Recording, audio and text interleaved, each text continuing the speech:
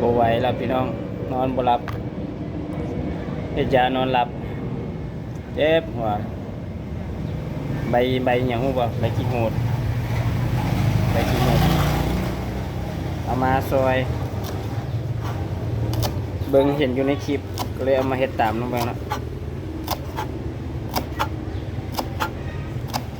ซอยแล้วก็เอาไปคั่วเนาะข้างหม้อข้างร้อนๆแล้วก็เอานี่ใส่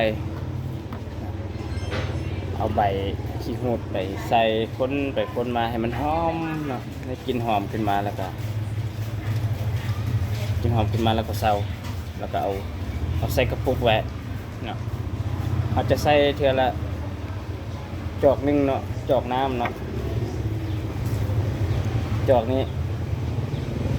2 บวงซาเนาะ2 บวงเอาคนนมเด็กน้อยนะ2 บวงซาใส่น้ำอุ่นเต็มจอกถ้ามาอยากกินง่ายได้ก็ใช้น้ำผึ้งหรือว่าน้ำตาลเนาะน้ำตาลก็ได้ไม่ให้แทนให้กินง่ายใช่หรอกเนาะแล้วก็นอนกินก่อนนอนเนาะตอนนี้จะนอนหลับเฮ็ดคือซาหั่นแหละพี่เนาะซาแต่คั่วบ่ใส่น้ำมันเนาะคั่วใบนี่บ่ใส่น้ำมันเนาะใส่กระทะเปล่าๆเนาะนี่หั่นเป็นคือว่าแจ็คเป็นใบปุกหรือใบยังกินใบปุกนั่นนี่ก็นี่เย็บเอาไป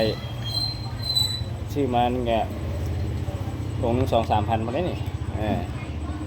ถุงนึง2,000 3 ถุง5,000นะครับใบขี้หูดก็เป็นราคาขนาดนี้ว่าถามมาถุงใหญ่บอกถุงน้อยแต่ว่ามันเก็บยากมีน้ำ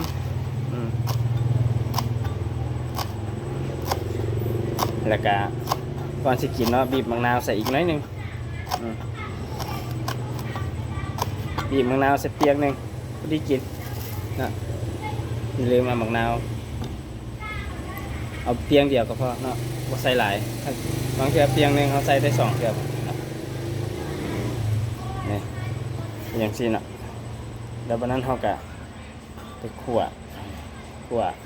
หอมตอนนี้ยังไม่ทันได้คั่วนะเก็บไว้ก่อนสกัดซอยแล้วสกัดไว้